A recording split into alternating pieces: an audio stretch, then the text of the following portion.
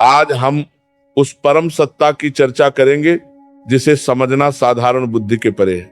हम महादेव को कपूर गौरन कहते हैं, हम उन्हें भोलेनाथ कहते हैं, लेकिन शास्त्रों में एक ऐसे क्षण का वर्णन है जब महादेव का धैर्य टूट गया और उनके भीतर से एक ऐसी शक्ति निकली जिसे देखकर स्वयं काल समय भी पीछे हट गया।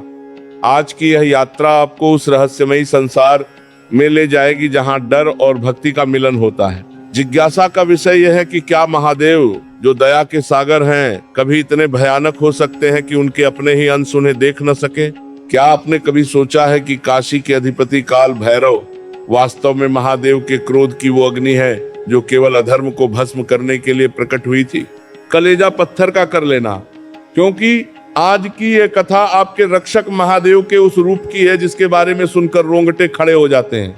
शिव पुराण के अनुसार सृष्टि के आरंभ में जब सब कुछ शून्य था, तब ब्रह्मा और विष्णु के बीच इस बात को लेकर विवाद उत्पन्न हुआ कि सृष्टि का सर्वोच्च स्वामी कौन है। ब्रह्मा जी, जो सृष्टि के रचयिता थे, उन्हें अपने सृजन पर अहंकार हो गया। उन्हें लगा कि चूंकि उन्होंने सब कुछ बनाया है, इसलिए वे ही सर्वश्रेष्ठ हैं।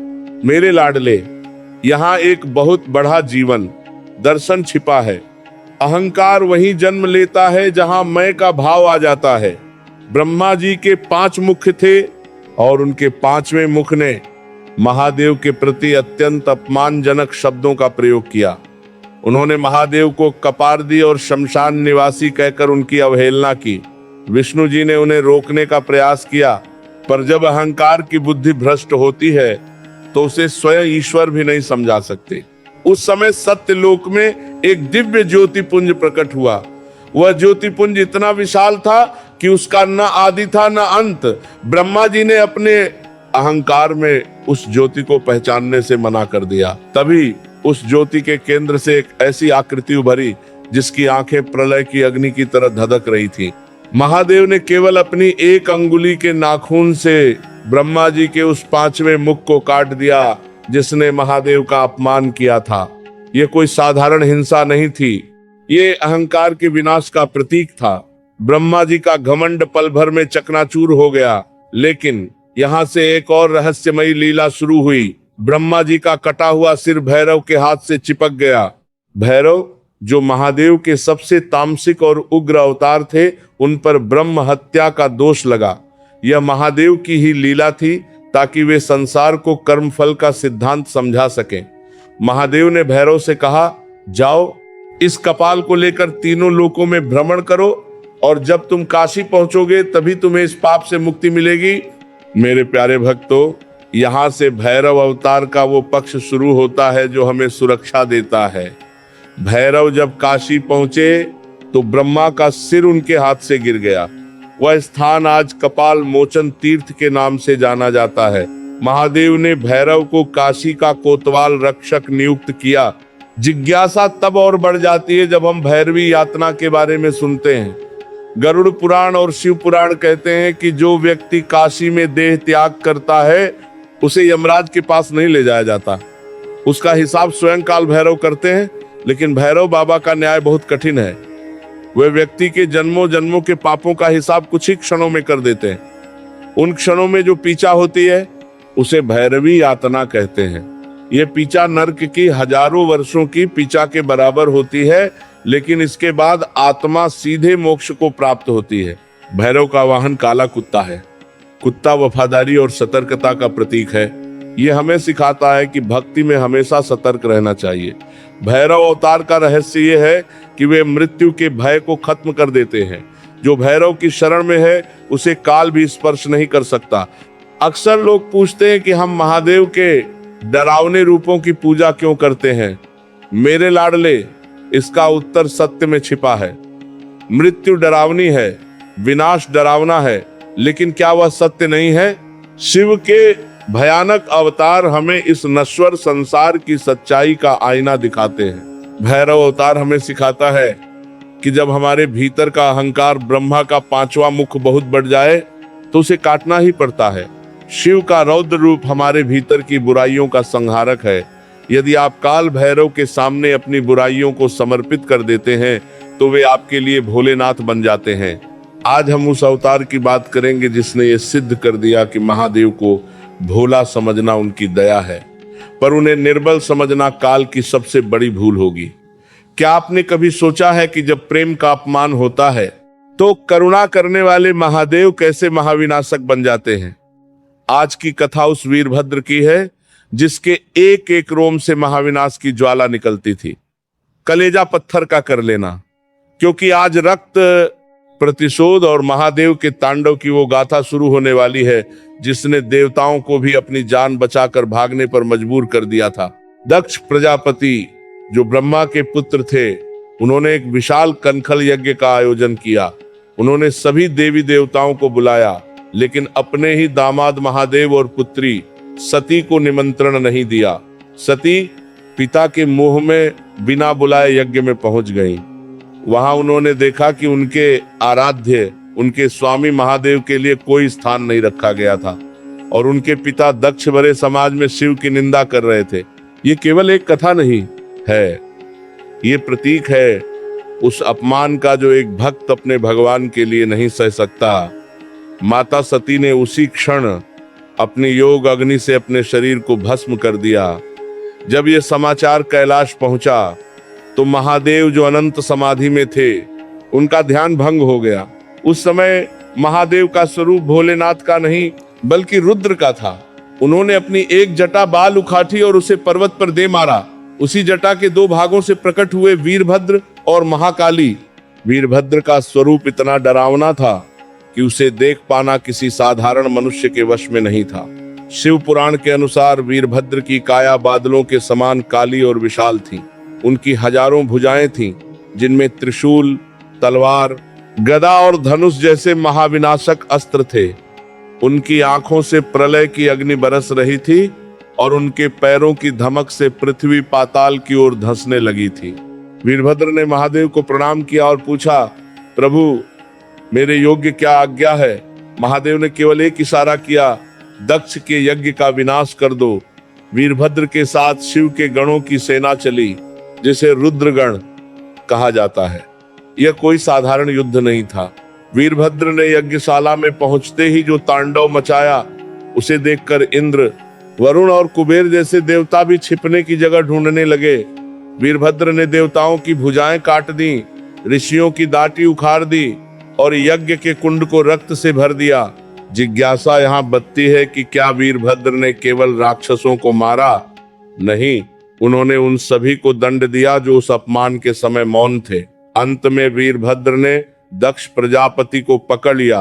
दक्ष, जिन्हें अपनी शक्ति और पद का घमंड था, वे वीरभद्र के सामने एक तिनके के समान थे। वीरभद्र ने अपनी तलवार उठाई और एक ही झटके में दक्ष का सिर धड़ से अलग कर दिया। यज्ञ, जो कभी पवित्र मंत्रों से गूंज रहा था, अब वह एक भयानक श्मशान बन चुका था। चारों ओर हाहाकार मचा था। तभी महादेव स्वयं वहां प्रकट हुए। उनका क्रोध इतना तीव्र था कि वे सती के अधजले शरीर को कंधे पर उठाकर तांडव करने लगे। आज की कथा उस समय की है जब धर्म की रक्षा करने वाले भगवान नृसिंह का तेज इतना प्रचंड हो गया कि वे अनजाने में ही पूरी सृष्टि को भस्म करने लगे। नृसिंह भगवान ने अधर्म का नाश तो कर दिया, पर क्रोध की वह ज्वाला बुझ नहीं रही थी। तब महादेव को एक ऐसा रूप लेना पड़ा जिसे देखकर साक्षात यमराज भी छिप गए। आज हम बात करेंगे शरभ की आधा पक्षी, आधा सिंह और अनंत शक्ति का पुंज, कलेजा पत्थर का कर लेना, क्योंकि आज आप महादेव के उस रूप के बारे में जानेंगे जिसके सामने बड़े बड़े योद्धाओं का साहस जवाब दे जाता है। भगवान विष्णु ने भक्त प्रहलाद की रक्षा के लिए नृसिंह अवतार लिया और हिरण्यकशिपु का वध किया। वध के पश्चात भी नृसिंह भगवान का क्रोध शांत नहीं हुआ। उनके शरीर से निकलने वाली अग्नि लोगों को जला रही थी। उनकी आंखों की लाली ऐसी थी जैसे प्रलय का सूर्य। देवता, गंधर्व और ऋषि मुनि डर के मारे कांपने लगे। उन्होंने लक्ष्मी जी को भेजा, पर नृसिंह के भयानक रूप को देख वे भी पास न जा सके। अंत में सभी ब्रह्मा जी के नेतृत्व में कैलाश पहुंचे। उन्होंने महादेव से प्रार्थना की, हे महादेव, यदि नृसिंह भगवान का यह क्रोध शांत नहीं हुआ तो सृष्टि का अंत हो जाएगा। केवल आप ही हैं जो उन्हें रोक सकते हैं। महादेव ने पहले अपने दो अंशों वीरभद्र और भद्रकाली को भेजा ताकि वे नृसिंह को शांत कर सकें, लेकिन नृसिंह भगवान के तेज के सामने वे भी सफल नहीं हुए। तब महादेव ने स्वयं को एक ऐसे रूप में बदला जिसकी कल्पना किसी ने नहीं की थी। शिव पुराण के अनुसार महादेव के शरीर से एक विशाल पक्षी जैसी आकृति निकली जिसे शरभ कहा गया। शरभ का स्वरूप अत्यंत विचित्र, ऐरा और डरावना था। उनके 8 पैर थे, अष्टपाद। उनकी पीठ पर 2 विशाल पंख थे जो आकाश को ढक लेते थे। उनका मुख सिंह जैसा था, लेकिन सिर पर मृग हिरण के सींग थे। उनके शरीर में हजारों भुजाएं थीं और उनकी चोंच लोहे की तरह मजबूत और वज्र के समान प्रहार करने वाली थी। उनकी पूंछ इतनी लंबी थी कि वो पूरे ब्रह्मांड को लपेट सकती थी। जब शरभ ने आकाश में अपनी पहली उछाल भरी और गर्जना की तो नृसिंह भगवान भी एक पल के लिए रुक गए। यह महादेव की वह तामसिक और भयानक शक्ति थी जो केवल संतुलन बनाने के लिए प्रकट हुई थी। अब शुरू हुआ वह युद्ध जो युगों युगों तक याद रखा जाता है। शरभ ने अपनी पूंछ से नृसिंह भगवान को लपेट लिया और उन्हें उठाकर आकाश में ले गए। नृसिंह ने भी अपनी पूरी शक्ति का प्रयोग किया। कुछ शास्त्रों में वर्णन है कि नृसिंह ने भी उस समय एक नया रूप गंडभेरुंड धारण किया था, लेकिन शरभ महादेव की वह अनंत शक्ति थे जिसे पराजित करना असंभव था। शरभ ने नृसिंह को अपनी भुजाओं में जकड़ लिया और उनकी शक्ति को सोखना शुरू किया। यह देख नृसिंह भगवान को अपनी भूल का एहसास हुआ और उन्हें समझ आया कि महादेव ही सर्वोच्च सत्ता है जो काल और क्रोध पर नियंत्रण रखते हैं। नृसिंह भगवान शांत हुए और उन्होंने शरभ रूपी शिव की स्तुति की। नृसिंह ने अपने शरीर का त्याग किया और उनकी खाल चर्म का प्रयोग महादेव ने अपने आसन और वस्त्र के रूप में किया। मेरे प्यारे भक्तों, शरभ अवतार हमें सिखाता है कि अत्यधिक क्रोध, चाहे वह धर्म के लिए ही क्यों न हो, अंततः विनाशकारी होता है। महादेव ने शरभ बनकर यह संदेश दिया कि शक्ति का अहंकार किसी को भी नहीं होना चाहिए। शरभ अवतार क्रोध को शांत करने वाला क्रोध है। आज भी तंत्र शास्त्र में सर्वेश्वर महादेव की पूजा बहुत शक्तिशाली मानी जाती है।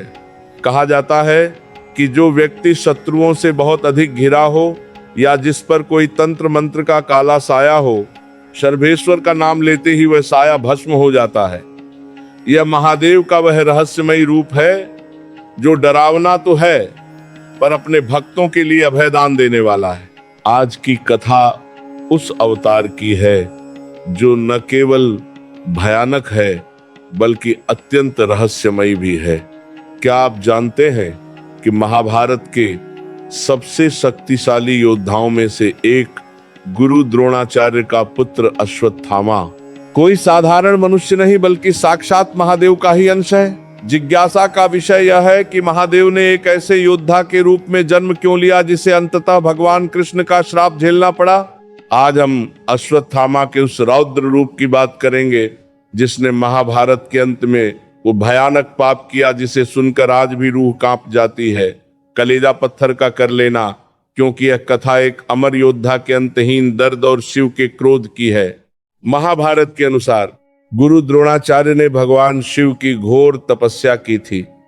उनकी इच्छा थी कि उन्हें एक ऐसा पुत्र प्राप्त हो जो शस्त्र विद्या में अद्वितीय हो और जिसके भीतर स्वयं महादेव का बल हो। महादेव प्रसन्न हुए और उन्होंने अपने रुद्र अंश से अश्वत्थामा के रूप में जन्म लिया।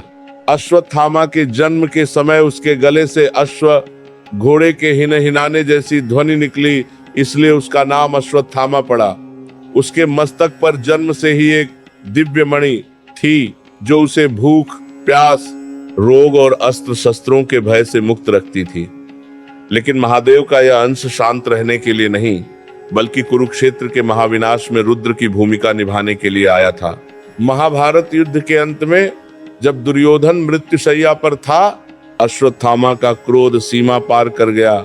उसने शपथ ली कि वह पांडवों का समूल विनाश कर देगा। उस रात अश्वत्थामा ने शिव की आराधना की। कथा कहती है कि महादेव ने उसे एक दिव्य तलवार दी और उसके भीतर अपनी शक्ति का संचार किया। सावधान रहना, अब शुरू हुआ वो भयानक कांड जिसने अश्वत्थामा को इतिहास का सबसे विवादास्पद पात्र बना दिया। आधी रात के सन्नाटे में जब पांडवों की सेना सो रही थी, अश्वत्थामा ने शिव के रौद्र रूप को धारण कर शिविर में प्रवेश किया। उसने सोते हुए योद्धाओं का वध किया और पांडवों के 5 पुत्रों का सिर काट दिया, जिन्हें वह गलती से पांडव समझ बैठा था। यह महादेव के उस अघोर रूप की अभिव्यक्ति थी, जहां नियम और मर्यादा पीछे छूट जाते हैं और केवल विनाश शेष रह जाता है। त्रेतायुग का समय है, अधर्म का रावण रूपी अंधकार बढ़ रहा है और कैलाशपति महादेव स्वयं को एक वानर के रूप में प्रकट करने की तैयारी कर रहे हैं, ताकि वे अपने ही आराध्य श्री हरि विष्णु की सेवा कर सकें। आज हम उस अवतार की बात करेंगे जिसे शास्त्रों में रुद्र कहा गया है। अक्सर लोग समझते हैं कि हनुमान जी केवल एक वानर देवता हैं, पर रहस्य की परत तब खुलती है जब हम जानते हैं कि वे महादेव के 11वें अवतार हैं। जिज्ञासा का विषय यह है कि जो शिव विनाशक हैं, वे सेवक कैसे बन गए। आज हम हनुमान जी के उस रौद्र रूप की बात करेंगे जिसे देखकर लंका जलकर राख हो गई थी और जिसके सामने साक्षात काल समय भी हाथ जोड़कर खड़ा रहता है, कलेजा पत्थर का कर लेना। क्योंकि ये कथा शक्ति, भक्ति और उस महाबल की है जो आज भी कलयुग में साक्षात जागृत है। शिव पुराण के अनुसार जब भगवान विष्णु ने मोहिनी रूप धारण किया था, तब महादेव का जो तेज स्खलित हुआ, उसे सप्तऋषियों ने संग्रहित कर लिया। समय आने पर वायुदेव ने उस तेज को माता अंजना के गर्भ में स्थापित किया। इसी दिव्य तेज से महादेव ने हनुमान के रूप में जन्म लिया। हनुमान जी कोई साधारण वानर नहीं थे। जन्म लेते ही उन्होंने सूर्य को फल समझकर निगलने का प्रयास किया। यह महादेव की उस अनंत ऊर्जा का प्रमाण था जिसे ब्रह्मांड का कोई भी तारा या ग्रह सहन नहीं कर सकता था।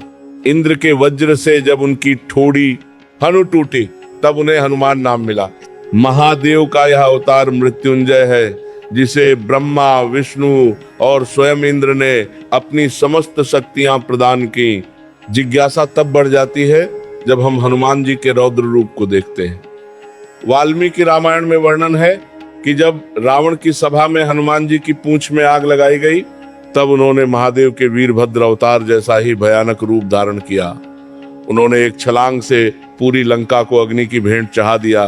वो आग साधारण नहीं थी, वो महादेव के तीसरे नेत्र की क्रोध अग्नि का एक अंश था। उस समय हनुमान जी का अट्टहास सुनकर लंका की दीवारें चटकने लगी थी। यह अवतार हमें दिखाता है कि महादेव जब भक्त बनते हैं, तब भी उनकी रुद्र शक्ति कम नहीं होती। उन्होंने अकेले ही रावण के अहंकार की लंका को जलाकर यह सिद्ध कर दिया कि जहां राम विष्णु हैं, वहां शिव हनुमान सदैव रक्षक बनकर खड़े रहते हैं। रहस्यमयी बात यह है कि अश्वत्थामा की तरह हनुमान जी भी चिरंजीवी हैं, लेकिन अश्वत्थामा श्राप के कारण भटक रहे हैं, जबकि हनुमान जी वरदान के कारण इस धरती पर धर्म की रक्षा कर रहे हैं। गरुड़ पुराण में बताया गया है कि कलयुग के अंत तक जो भी व्यक्ति सच्चे मन से हनुमान जी को पुकारता है, उसे साक्षात महादेव की सुरक्षा प्राप्त होती है। क्या आपने कभी सोचा है कि हनुमान जी को पंचमुखी 5 फेस्ड क्यों कहा जाता है? उनके ये 5 मुख वानर, नरसिंह, गरुड़, वराह और हयग्रीव महादेव की उस सर्वव्यापी शक्ति का प्रतीक है, जो हर दिशा से अपने भक्तों की रक्षा करती है। यह रूप इतना भयानक है कि इसे देखने मात्र से नकारात्मक ऊर्जाएं और प्रेत योनि की आत्माएं कोसों दूर भाग जाती हैं। हनुमान अवतार हमें सिखाता है कि शक्ति का असली उपयोग सेवा में है। महादेव जो देवों के देव हैं, वे हनुमान बनकर चरणों में बैठ गए। यह अहंकार को मिटाने का सबसे बड़ा पाठ है। हनुमान जी का अवतार भय को मिटाने वाला अवतार है। हनुमान चालीसा में लिखा है, भूत पिशाच निकट नहीं आवे, महावीर जब नाम सुनावे। यह महादेव के रुद्र अवतार की ही शक्ति है। यदि आपके जीवन में मंगल दोष है, शनि की पीड़ा है या किसी भी प्रकार की प्रेत बाधा है, तो हनुमान जी का नाम ही महादेव का साक्षात सुरक्षा कवच है। पिछले भागों में हमने जाना कि कैसे ब्रह्मा का अहंकार टूटने पर भैरव प्रकट हुए, लेकिन जिज्ञासा का विषय यह है कि भैरव को भयानक क्यों बनाया गया। क्या महादेव केवल डराने के लिए यह रूप लेते हैं? नहीं। आज हम काल भैरव के उस पक्ष की बात करेंगे जिसे सुनकर आपकी आत्मा कांप जाएगी। यह कथा है उस अदृश्य दंड की जिसे आज भी काशी में अनुभव किया जाता है। क्या आप जानते हैं कि क्यों काल भैरव को काशी का कोतवाल कहा जाता है और क्यों उनके दर्शन के बिना विश्वनाथ की पूजा अधूरी मानी जाती है? कलेजा पत्थर का कर लेना, क्योंकि आज की यात्रा शमशान के सन्नाटे और भैरव के अट्टहास के बीच की है। काल भैरव की साधना सामान्यतः शमशानों में की जाती है। क्यों? क्योंकि शमशान वह स्थान है जहां मनुष्य का मोह, बॉडी कॉन्शसनेस समाप्त हो जाता है। भैरव हमें सिखाते हैं कि यह शरीर मिट्टी है और आत्मा ही शिव है। तंत्र शास्त्र में उन्हें पंचम कार का स्वामी माना गया है। उनकी पूजा में मदिरा, मांस और मुद्रा जैसे प्रतीकों का प्रयोग सांकेतिक रूप में यह दर्शाता है कि एक योगी को संसार की अच्छी और बुरी दोनों ही स्थितियों में संभाव न्यूट्रल रहना चाहिए। जब भैरव ने ब्रह्मा का सिर काटा तो वह सिर उनके हाथ से चिपक गया। ये ब्रह्म हत्या का प्रतीक था। महादेव ने भैरव को आदेश दिया कि वे एक कापालिक भिक्षा मांगने वाले के रूप में तीनों लोकों में भ्रमण करें। हजारों वर्षों तक भैरव भटकते रहे, लेकिन वो सिर नहीं गिरा। रहस्यमयी बात यह है कि जैसे ही भैरव ने काशी वाराणसी की सीमा में प्रवेश किया, वह सिर स्वतः ही उनके हाथ से गिर गया। वह स्थान आज कपाल मोचन कुंड कहलाता है। महादेव ने भैरव से कहा, आज से तुम इस नगरी के रक्षक होगे। यहाँ जो भी आएगा पहले तुम्हें प्रणाम करेगा। यही कारण है कि काशी में रहने वाले या वहां दर्शन करने वाले भक्तों को सबसे पहले काल भैरव की अनुमति लेनी पड़ती है। वे हमारे कर्मों के फिल्टर हैं। वे तय करते हैं कि कौन विश्वनाथ के दरबार में जाने योग्य है और कौन नहीं। जिज्ञासा तब और बढ़ जाती है जब लोग पूछते हैं कि क्या भैरव सच में रक्षा करते हैं। गरुड़ पुराण में वर्णन है कि काल भैरव की दृष्टि पड़ते ही प्रेत योनि की आत्माएं भस्म हो जाती हैं। उनका वाहन काला कुत्ता वास्तव में यमराज का ही एक सूक्ष्म रूप है जो वफादारी और सुरक्षा का प्रतीक है। यदि किसी व्यक्ति पर भीषण तांत्रिक प्रयोग हुआ हो, या उसे रात में डरावने सपने आते हों, या उसे लगता हो कि कोई अदृश्य शक्ति उसका पीछा कर रही है, तो काल भैरव का बटुक भैरव कवच एक अभेद्य दीवार बना देता है। उनका रूप डरावना इसलिए है ताकि वे बुराई को डरा सके। वे भक्तों के लिए बटुक बालक जैसे कोमल है और अपराधियों के लिए महाकाल जैसे भीषण। काल भैरव अवतार का असली संदेश है भय पर विजय। हम जीवन भर मृत्यु से डरते हैं, बीमारियों से डरते हैं, खोने से डरते हैं। भैरव कहते हैं, मुझसे डरो नहीं, मेरे जैसा बनो। वे हमें वैराग्य सिखाते हैं। जब आप शमशान की भस्म को अपने माथे पर लगाते हैं तो आप यह स्वीकार करते हैं कि एक दिन सब कुछ खत्म हो जाएगा। यही ज्ञान आपको अमर बनाता है। आज की कथा रोंगटे खड़े कर देने वाली है। जिज्ञासा का विषय यह है कि जब भगवान विष्णु और महादेव के अवतार वीरभद्र आमने सामने आए तो क्या हुआ? क्या कोई अंश अपने अंशी से बड़ा हो सकता है? आज हम वीरभद्र के उस भीषण पराक्रम की बात करेंगे जिसे देखकर स्वर्ग के देवता कांप उठे थे। सावधान, ये युद्ध केवल दो शक्तियों का टकराव नहीं था, बल्कि ये महादेव का यह संदेश था कि जब सती, सत्य और भक्ति का अपमान होता है तो स्वयं भगवान विष्णु भी अपराधी का साथ नहीं दे सकते। कलेजा पत्थर का कर लेना, क्योंकि आज शस्त्रों की झंकार और ब्रह्मांड के सबसे बड़े युद्ध का रहस्य खुलने वाला है।